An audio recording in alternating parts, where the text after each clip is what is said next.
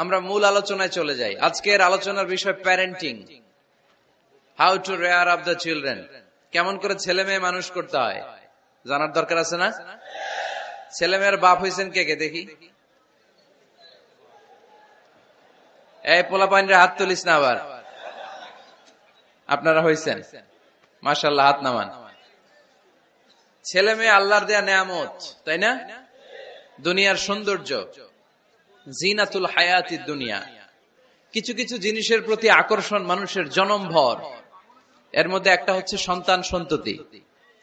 আল্লাহ সূরাত আলে ইমরানের 14 নম্বর আয়াতে বলেছেন, যুইগিনা লিন-নাসি হুব্বুশ শাহাওয়াতি মিনান নিসা ওয়াল বানিন ওয়াল কানাতিরিল মুকানতারাতি মিনাজ যাহাবি ওয়াল ফিদ্দাহ ওয়াল খাইলিল মুসাওয়ামাতি ওয়াল আনআমি ওয়াল হারস যালিকা মাতাউল হায়াতিদ দুনিয়া ওয়াল্লাহু ইনদাহু হুসনুল মাআব।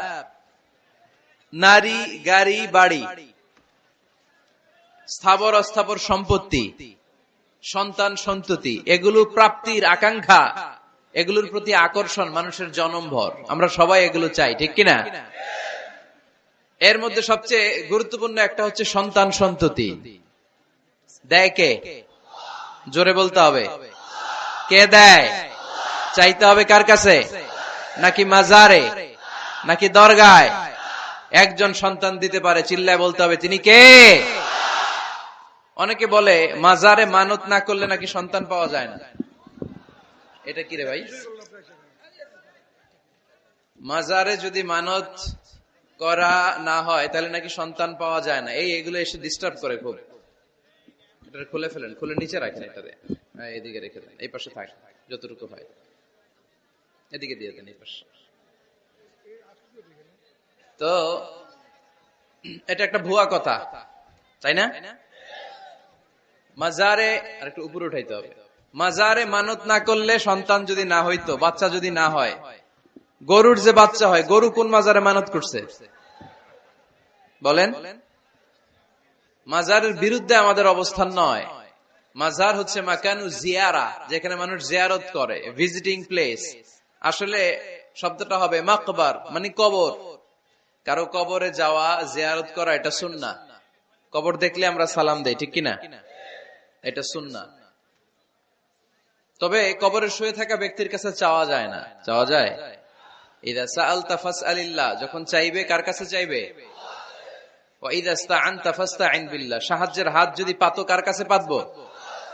ওনার ভান্ডারে কমতি আছে, ঘাটতি আছে? আমাদের যার যা লাগবে সবও যদি উনি দিয়ে দেয়, ওনার কমতি পড়বে নাকি? সুবহানাল্লাহ পড়েন। এজন্য মাজারে মানত না করলে সন্তান পাওয়া যায় না, এটা ভুয়া কথা, তাই না? তাহলে ছাগলের বাচ্চা হয় কেমনে? গরুর বাচ্চা হয় কি করে? এরা তো কোথাও মানত করে না। তাহলে বুঝা গেল সন্তান দেয়ার মালিক কে? এটা অনেক বড় নেয়ামত। আমরা অনেক সময় বুঝি না, আমরা অনেক সময় খেয়াল করি না। এটা অনেক বড় নেয়ামত। যার সন্তান নাই সে জানে সন্তান না থাকার কি জ্বালা। এরকম নিঃসন্তান কিছু ভাইয়েরা আমাদের এলাকায় আছে না নাই? আছে। তারাই জানে কি জ্বালা। তো এই সন্তানকে কোরআন কোথাও বলেছে জিনা, সৌন্দর্য, কোথাও কি বলেছে? উত্তর দিতে হবে। কোথাও কি বলেছে? জিনা। আল মাল ওয়াল বানুনা জিনাতুল হায়াতিদ দুনিয়া।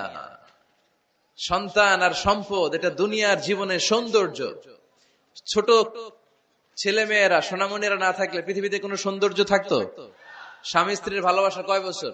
রং ধরা যৌবন, জং ধরে শেষ। 1-2 বছর পরে আর আগের ওই মাতলামিটা থাকে না, ওই ভালোবাসাটা থাকে না। এরপরে ভালোবাসাটা হয় ছেলে মেয়েদের কারণে, ঠিক কিনা? ঘরে গেলে আব্বু আব্বু ডাকে, আম্মা আম্মু ডাকে, ছোটাছুটি করে, দৌড়াদৌড়ি করে, কান্নাকাটি করে, রাগ করে বসে থাকে, রাগ ভাঙাতে হয়। এটাই মজা, ঠিক কিনা? এজন্য আল্লাহ বলেছেন জিনাতুল হায়াতিদ দুনিয়া। ছেলে মেয়েরা, সন্তান সন্ততি হচ্ছে দুনিয়ার জীবনের সম্পদ, দুনিয়ার জীবনের সৌন্দর্য। এক আয়াতে বললেন জিনা, আবার আরেক আয়াতে বললেন ফিতনা। ইন্নামা আমওয়ালুকুম ওয়া আওলাদুকুম ফিতনা। তোমাদের সম্পদ, তোমাদের ছেলে মেয়েগুলো যেমনি সৌন্দর্য, আবার অন দা আদার হ্যান্ড তারা তোমাদের জন্য ফিতনা। কারণ এই সন্তানের মুখে খাবার তুলে দেওয়ার জন্য অনেক বাবা হারাম পন্থায় উপার্জন করে, এরকম আছে না নাই? তাহলে ওই সন্তান শুধু জিনা না, ওই সন্তান ফিতনা। এই সন্তানের কারণে বাবা দুনিয়ায় ফিতনায় পড়ে গিয়েছে, ফিতনায় জড়িয়েছে। আবার আরেক আয়াতে আল্লাহ বললেন আদুওয়া, কখনো কখনো সন্তান সন্ততি এগুলো হয়ে যায় শত্রু, বাবা মায়ের জন্য শত্রু। অনেক বাবা আছে ছেলের জন্য জাহান্নামে যাবে, আছে না নাই? অনেক ছেলে আছে বাবার জন্য জাহান্নামে যাবে। কিয়ামতের দিন বাবা ছেলেরে পরিচয় দিবে না, ছেলে বাবারে পরিচয় দিবে না, একে অপরের শত্রু হয়ে যাবে, ঠিক কিনা? কারণ দিনটা বড্ড ভয়ঙ্কর, কেউ কাউরে চিনবে না। সেদিন হবে 50,000 বছরের সমান একটা দিন। সবার মুখে একটাই চিৎকার, ইয়া নাফসি ইয়া নাফসি। আকাশের জলজলে সূর্যটা অনেক দূরে, তারপরেও তাকাতে কত সমস্যা হয়। অনেকে এইভাবে আছেন, সেই সূর্যটা, তেজদীপ্ত সূর্যটা কিয়ামতের মাঠে মাথার একেবারে কাছাকাছি চলে আসবে। সূর্যের প্রচন্ড তাপে মাথার মগজগুলো গলে গলে নাকের ছিদ্র আর কানের ছিদ্র দিয়ে বেয়ে বেয়ে পড়বে। হুফাতান উরাতান মুশাতান গুরলা, পায়ে দেওয়ার মতো কারো জুতা থাকবে না। আজকে যে বাটা জুতা পরে আসছেন, অ্যাপেক্সের জুতা, কিয়ামতের দিন জুতা থাকবে পায়ে, গায়ে জামা থাকবে না। Everyone will stand up as naked. There is no dress, no costume, no garment in their body. দেহে কোনো পোশাক নাই, পেটে খাবার নাই, পায়ে জুতা নাই, সূর্যটা মাথার কাছে, তৃষ্ণায় জিহ্বাটা বের হয়ে নাভি পর্যন্ত ঝুলতে থাকবে।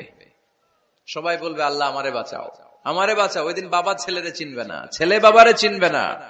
অনেক বাবা ছেলের কারণে জাহান্নামী হবে, অনেক ছেলে বাবার কারণে জাহান্নামী হবে। তাহলে তখন বাবা ছেলের শত্রু হয়ে যাবে, ঠিক কিনা? তাহলে কোরআন সাধারণত বলল কিছু কিছু জিনিসের প্রতি মানুষের আকাঙ্ক্ষা জনমভর, এর মধ্যে অন্যতম হলো সন্তান সন্ততি। এই সন্তান কখনো হয়ে যায় জিনা মানে সৌন্দর্য, আবার এই সন্তান কখনো হয়ে যায় ফিতনা মানে পরীক্ষা, আবার এই সন্তান কখনো হয়ে যায় আদুয়া মানে শত্রু, ঠিক কিনা?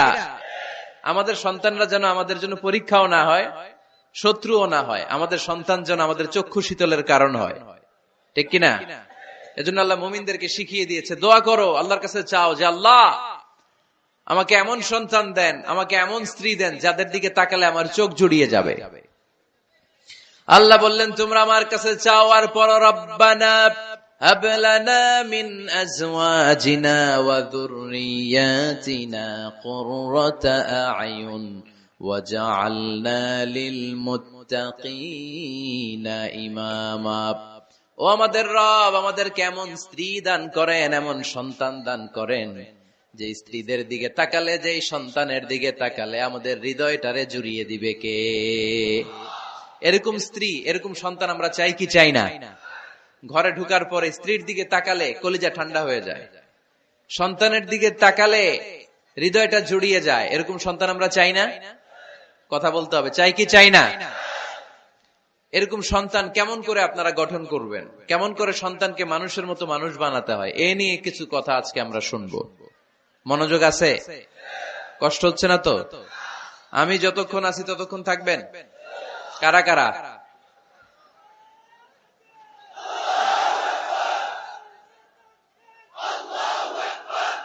মাশাআল্লাহ, মাশাআল্লাহ। তাহলে থাকেন আমার সাথে, বসেন, কথা বলি কিছু। আসলে এগুলো খুব জরুরি ওয়াজ। কি করে ফ্যামিলি ঠিক করবেন, কি করে দাম্পত্য জীবনটাকে সুখময় করবেন, কি করে সমাজটাকে ভারসাম্যপূর্ণ করবেন, কি করে ছেলে মেয়েদেরকে মানুষের মতো মানুষ করবেন, এগুলো জানার দরকার আছে না নাই? এর কারণ আমি প্রায় বলি, খেয়াল করে শুনেন, খুব জরুরি কথা, এদিক সেদিক তাকানো যাবে না, সময় কম। আমার দিকে তাকান, আমার দিকে তাকান। এই পৃথিবীতে গরুর পেট থেকে যেটা বেরোয় এটা গরু হয়ে যায়, ছাগলের পেট থেকে বেরোলেই ছাগল হয়ে যায়, মুরগির পেট থেকে বেরোলেই মুরগি হয়ে যায়, কিন্তু মানুষের পেট থেকে বেরোলে ওটা মানুষ হয়ে যায় না, ওটার মানুষ করতে হয়, মানুষ বানাতে হয়, ঠিক কিনা? খালি চোখে আপনি যা দেখেন সব কিন্তু মানুষ না, এগুলো জনসংখ্যা। এগুলো কি? বাড়ছে জনসংখ্যা, কমছে মানুষ। ওই জন্য আমরা আমাদের ছেলে মেয়েদেরকে মানুষের মতো মানুষ বানাতে চাই, ইনশাআল্লাহ। পড়েন। এখন কিভাবে মানুষের মতো মানুষ বানাবো? অনেক মা বাবা ছেলে মেয়েদেরকে নিয়ে উদ্বিগ্ন, আমাদের কাছে আসে, হুজুর কি করব ছেলেটারে নিয়ে, কোন প্রতিষ্ঠানে দিব, কিভাবে মানুষ করব, হুজুর একটু বলে দেন। এরকম উদ্বিগ্ন অভিভাবক আছে না নাই? সব বাবা মাই চায় ছেলে মেয়েদের উজ্জ্বল ভবিষ্যৎ। কোন বাবা মা চায় তার ছেলেটা টেন্ডারবাজ হোক?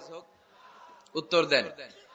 কোন বাবা চায় তার ছেলেটা চাঁদাবাজ হোক, তার ছেলেটা ধর্ষক হোক, এসিড নিক্ষেপকারী হোক?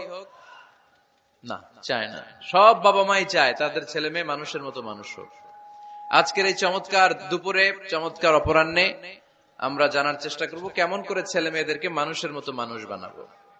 অনেকগুলো পয়েন্টস আপনাদের সাথে শেয়ার করব। বাবা মায়েরা, বাবারা এখানে আছেন, মায়েরা আছেন মহিলা প্যান্ডেলে, সবাই খেয়াল করে শুনেন কিভাবে ছেলে মেয়েদেরকে মানুষ করবেন। ভালো ছেলে মেয়ে পাওয়ার প্রথম পদ্ধতি হচ্ছে, বাবার দায়িত্ব হচ্ছে ছেলে মেয়েদের জন্য ভালো মায়ের ব্যবস্থা করবে। কিসের ব্যবস্থা? কারণ মা হচ্ছে production house, kind of factory. Factory যদি ভালো হয়, ওটা থেকে যে প্রোডাক্ট বেরোবে ওইটাও ভালো হবে, ঠিক কিনা? বাপ ভালো তার বেটা ভালো তাই, মা ভালো তার ঝি, গাই ভালো তার দুধ ভালো রে, দুধ ভালো তার ঘি। তাই না? বাবা ভালো তো ছেলে ভালো, মা ভালো তো মেয়ে ভালো, গাই ভালো তো দুধ ভালো, দুধ ভালো তো ঘি ভালো। তো এই জন্য আমি প্রায় বলি, আমার মায়েদের, আমাদের বোনদের পেটটা এটা খনি, তেলের খনি, গ্যাসের খনি, স্বর্ণের খনি, পেট্রোলিয়ামের খনির চাইতো দামি খনি। কারণ এই পেটগুলোই ধারণ করেছে পৃথিবীর বড় বড় অলিদেরকে। এই নারীদের পেটগুলোই ধারণ করেছে নবীদেরকে। নাকি নবীরা